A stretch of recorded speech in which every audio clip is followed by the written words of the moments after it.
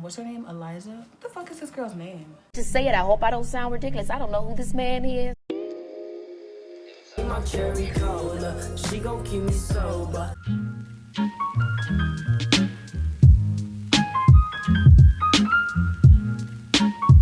Alright, hey y'all, it's Jocelyn and welcome back to my channel, Jocelyn Reads. Sorry that's a little bit messy back there, like yikes. It's been a tough week. I had 2 midterms on Monday. So yes, my desk is a little bit messy, but I'm gonna clean it up. Maybe I should do a montage of me cleaning my room because content. But basically what I'm gonna be doing today, or what this video is, what is wrong with me? I don't know how to talk to the camera anymore. But yeah, basically what I'm doing is a weekend reading vlog. So yeah, I'm a little bit excited. I'm actually a lot excited because this is where I'm getting into the crux. Is that the word? Crux? The crux of my Black history. That doesn't sound, it doesn't sound right. Maybe that's not a word. I'm gonna look it up and then I'm gonna put it on the screen if I was right, because an intellectual.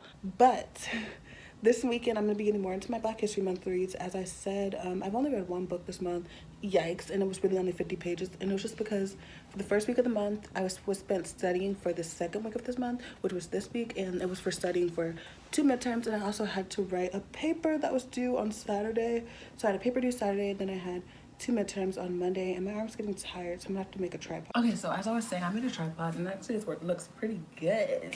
So I'm proud of myself because am I the queen of making tripods? I don't think so. The brain cell has left the chat. I've used up all my brain cells for the week. Like, I'm over here not even knowing how to talk to the camera, losing my train of thought. Like, what is going on? But as I was saying, I only read 1 book, which I only read like 50 pages of it. I read the majority of that book in January and I was supposed to finish it in January.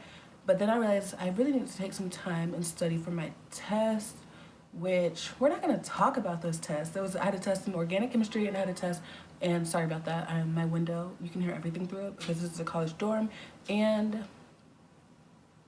they don't care if you can hear things through the window because they just want your money for you to live here, but that's another story. So yeah, I took a biology test and I took an organic chemistry test, both on the same day, both on Monday, and then I also had a paper due Saturday. So my first week of February was just prepping for me to do all those things. My second week of February was getting those things done on Monday, and then what did I do for the rest of the week?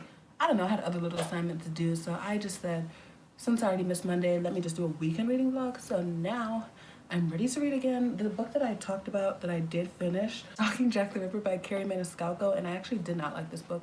I liked it up until the 150 page mark, and that's when it started to drag for me, and I started to not like the writing style as much. I might put clips in here in the beginning because I did vlog me reading this book. A majority of the book I did vlog, maybe up to maybe 300 or 200 pages, and then I stopped vlogging because I realized I needed to stop playing and actually study for tests and do what I needed to do. Okay, hey y'all, so it is Thursday and I just got back from a very busy day, but I wanted to update you guys on my reading from last night.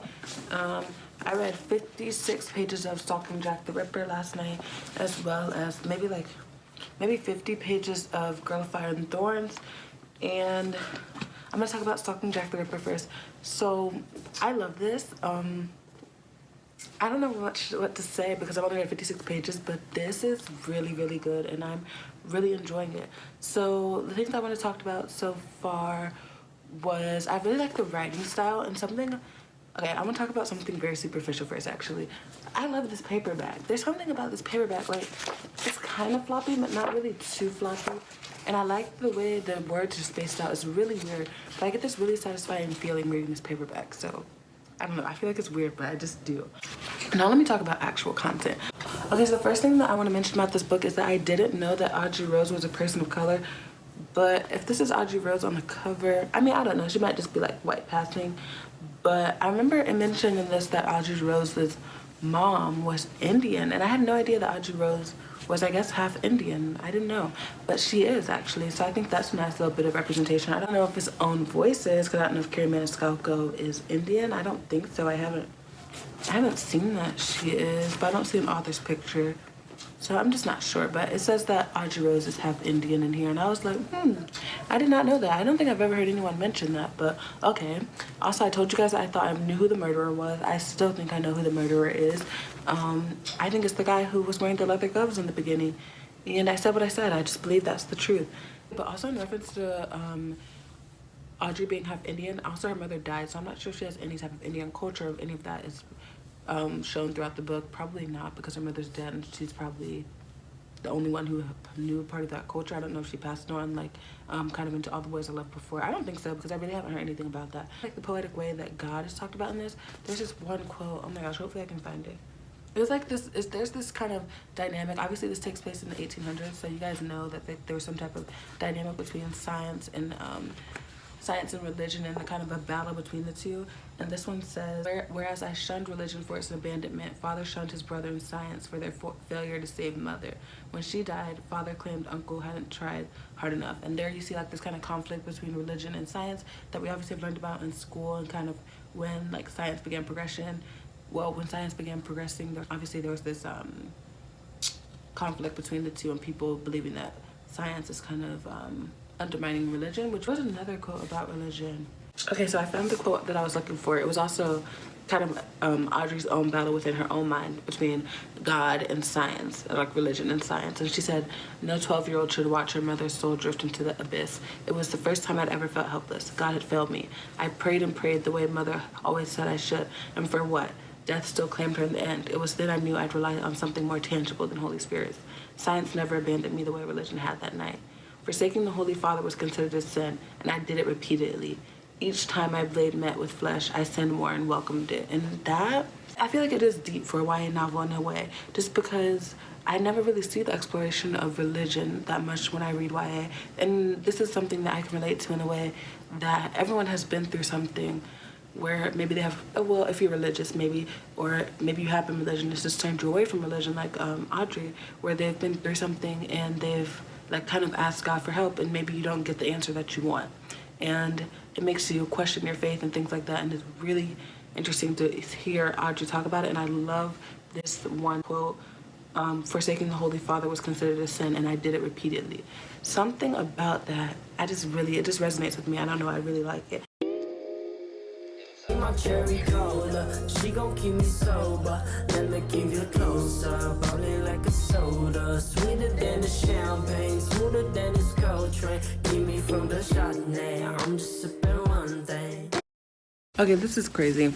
Right now I'm reading, and I just mentioned how Audrey hurt Thomas's feelings, but now they're back in the same room, and Thomas is kind of psychoanalyzing her, and literally Audrey isn't saying anything. She's just looking at this ring. She's looking at this ring, and he literally speaks her thoughts out as she's looking at the ring. Like, this shit can only happen in books. Like, how did you figure all that out about her from her fucking looking at a ring? Are you kidding me? Let my baby be at a loss for words. Thomas just was at a loss for words, and he's kind of sorry. And I'm sobbed. Like, why do I like him so much? I'm such a clown, because literally nothing unique about him has happened yet. Like, he's literally just like every little snarky little love interest in YA, but yeah, so I was liking it up. So all the clips that I had that I might insert were of me liking the book, and then I didn't get to tell my thoughts of why it progressed from like a 3. I think I did say I was sitting at like a 3.5, and I thought it was gonna move up from the 3.5 towards the ending and move from 3.5 to like 4 or 4.5, but it actually moved from 3.5 to 2.5 because towards the end it just started dragging. I felt like there wasn't enough interactions between what's her name, Eliza? What the fuck is this girl's name? To say it, I hope I don't sound ridiculous. I don't know who this man is. I mean, he could be walking down the street. I wouldn't know a thing. Sorry to this man. I already forgot her name. Audrey Rose. There wasn't enough interactions between Audrey Rose and Thomas, because that was really the only thing I liked in the book. Like, I liked all the feminist themes and stuff, but then I felt like the writing itself kind of went downhill for me. It started to feel like very average writing. Like, at first I thought it was very poetic, and then it just started being average in the sense that it was just like, Audrey Rose did that, or was it, which even point of view was in it? I did this, I did that. My hand flew to my mouth. Like, it wasn't like I was missing, I felt like the poetic nature kind of went away towards the middle and the end of the book. So I really felt like I was reading a book. I didn't feel immersed in the book, and it was very cliche. The ending was like, I guessed who the person was in the beginning, and then I felt like everything that happened in the end when Audrey found out who the person was, the killer, it was very melodramatic. Like, the screaming, the no, this and that, like, it was very melodramatic to me. I didn't like it. I just felt like it just felt like a cheesy movie in the end. It was just all so cheesy and it just wasn't for me. Okay, so the book that I finally picked up for my getting into my Black History Month, like TBR and reading Black authors and stuff for this month, is Beast Made of Night by Tochi Onyebuchi. And this is, I think he's an African author. I'm not sure exactly which country, but I think he is an African author. Oh, maybe he's not. Is he Nigerian? I don't know exactly. I'll put it on the screen. Okay, so basically in this world there are these people called Aki, and they eat these people's sins. And what happens is people's sins are embodied and they are like these monsters, and Aki are people in the society that have the power to fight these monsters and eat them. But once they eat the monsters, they get marks on their skin that kind of mark them as Aki. And the Aki are not, even though they eat the sins of people and they're kind of good, like I'm getting the sense that they're good in the sense that they cleanse other people, but then they're viewed badly and kind of ostracized in society because they have these marks, and they're seen as bad because once they eat these sins, they don't become the sin, but the sin is like in their mind. They feel the guilt of the person who committed the sin, even though it's not their guilt. So they're kind of ostracized in the sense that they're seen as dirty or bad, even though they're not even their own sins that they're eating, they're other people's. So that's pretty much as far as I know about this story, but it's very good so far. I really like the writing. I like the audiobook a lot. It seems very like a genuine, or like organic, genuine, they're synonyms. It seems very organic in the sense that I feel like this is the character speaking. And this is the first time I felt that reading an audiobook. Like when I read Nevernight, I didn't feel like that was Mia actually talking. When I read The Diviners, I didn't feel like those were those characters actually talking. But when I read this book, it feels like I'm listening to the character read his own book. All right, hey y'all, excuse me for looking a mess, but today is Saturday. It's nighttime and I'm updating because my roommate's been in the room all day, so I was like, I can't vlog.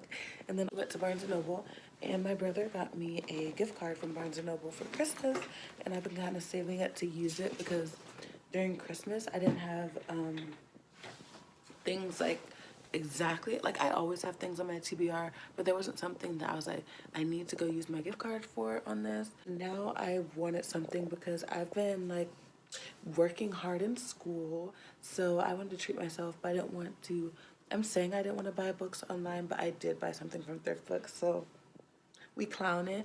But I just wanted to use my gift card basically.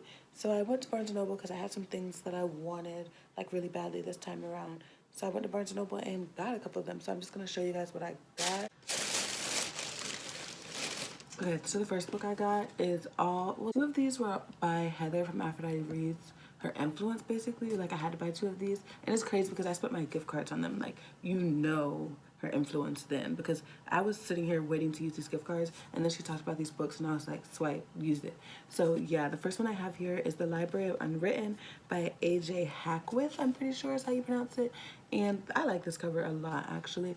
But this book is just basically about a library in hell, I'm pretty sure. That's all I know. That's all I want to know.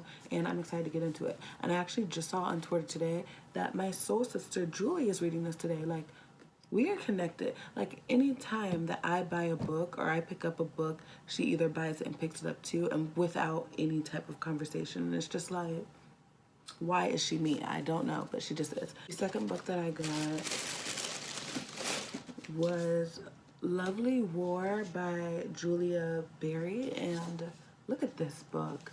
Absolutely stunning, and the concept even more stunning. This book is basically about the gods of war and love, I'm pretty sure, falling in love with each other over and over throughout different time periods. Like anytime there's a war, I'm pretty sure they somehow fall in love, and it's like them, I don't know if they're like on trial or something, but they're somehow telling their story. They're somehow having to tell their story about them falling in love over and over.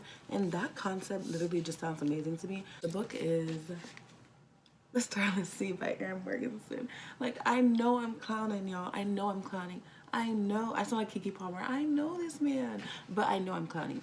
But I got this with a gift card. And listen, I know I had it from the library, but I only got to get like maybe halfway through before I had to return it because someone else had it and I couldn't renew it. And I really, really liked what I read, and I didn't want to have to wait in queue for it to come all the way back around to me to read it again from the library.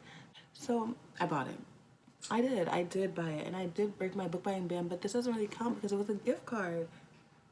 So basically, this book is about a guy who goes to Yale, who is in the library one day, and he finds a book. And when he reads the book, it's basically has a story from his life in there, like something that he has experienced himself. And he's like, "What is this book? Why is it here? And why is it about me?" Like, it's really confusing.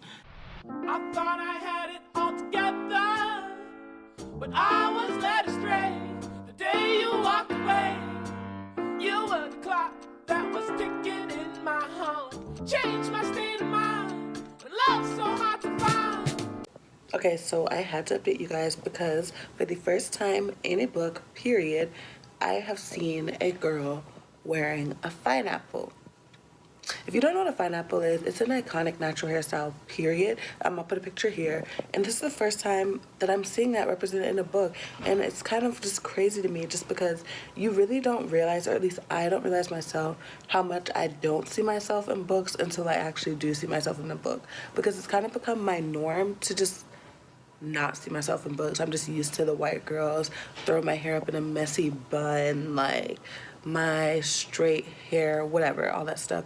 But like, look what I can have. Look what I can have if I search it out and just broaden my horizons and pick up books other than what's like the popular thing at BookTube at the moment. Like, wow. I've been blessed and I'm happy about that pineapple. That's all I have to say. But other than that, I'm really enjoying the plot. I still like, I really don't know exactly what's going on. It's still kind of just picking up and the world is just still kind of being introduced. But like I said, I'm still enjoying the idea of Aki and what they do. And I'm starting to learn a little bit more, but not that much. So I don't have much to update on my thoughts. But I had to tell you guys about that pineapple. Okay, hey y'all, good morning. It is Sunday and I've actually read a lot of Beast Made of Night last night, and I actually really like this book. Like, I didn't know exactly how I would feel about this because I haven't heard that many people's other opinions, and I am someone who typically likes any book that I hear other people talk about on BookTube. Like, if it's good on BookTube, then when I read it, I most likely like it. But I mean, sometimes that doesn't happen, but most of the time that's what happens with my reading taste. But this one is actually really good. So I listened to it. I didn't really read it. I mostly listened to it on audiobook last night. And it was just really good. So the only thing I'm concerned about is that I'm like maybe 3/4 of the way in. And I feel like I finally now understand the world. Like, I feel like the first 3/4 was it building up the world, building up like the politics of the world and the different roles of people. Like, we have Aki, which I said are the people who eat the sins and get the marks on their skin. And the sins are called sin beasts. And then we have mages who are kind of like scholars in the society. And then we have like the elite, which are like the royals, like the princess, the king, and things like that. And then there's like the working class. So yeah, I think the first quarter of the book was just me getting to understand the politics of the world. But it wasn't boring in the sense that it was all just world building, like thinking like J. Christoph footnotes. Like, it wasn't that. It was lots of things happening, but I didn't think those things were the main plot, if you know what I mean. Like, he was getting into different fights with Sin Beast. He was getting chased by the royal police, kind of, and that was an aspect of it, but I knew that wasn't the main, like, conflict of the story. So I was just kind of waiting for that main conflict to happen, but I was still entertained in the sense that it was still action-packed. I just felt like this was not the main point of the story. So now, 3/4 through, I think we're finally getting to the main point of the story because the Aki have decided to get on the king's head. Like, I don't know exactly what they're about to do, but they're coming for the king, and I'm here for it because I feel like shit is about to go down. And any book that is like very political, like with the political intrigue and stuff like that, when they start coming from the higher up, you just know it's about to get crazy. So I'm really excited for that. I think it's really interesting because of how short this book is, how like the main conflict is happening here, and I feel like to me it's not as if the pacing is off. Like, kind of like in Renegades, it was like 150 pages in. Like, I felt like nothing was happening. Here, some stuff is happening, but I think it's weird that the main conflict is kind of happening towards the end. At least to me, this is what I'm taking as to be the main conflict. But I'm not mad about it, which is weird. Like, I still was entertained, but I feel like it's interesting to see where the story is going to go from here, just because it's just starting, and now it's 3/4 through. So like, how is it going to end? Am I going to get a cliffhanger? I know there's a second book in the series, and they're all pretty much like this side. Really learned like more about Aki and like what it means when they eat these sins and like how it affects them. Because I was wondering in the beginning, like, how does this affect them? Like, I know they felt grief.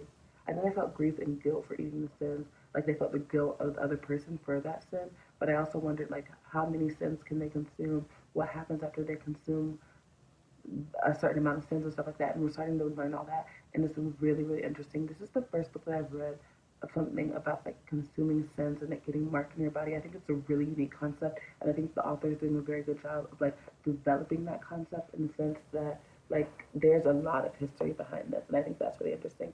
I'm also really enjoying the African aspects of the book, or the African inspired aspects of the book, in the sense that it has a lot of emphasis on culture, such as food and just like the idea of family as well as the idea of religion, and it's all done very well. Okay, y'all, so I just finished Beast Made of Night by Tochi Onyebuchi, and y'all, he did not come to play with those last 75 pages, not at all.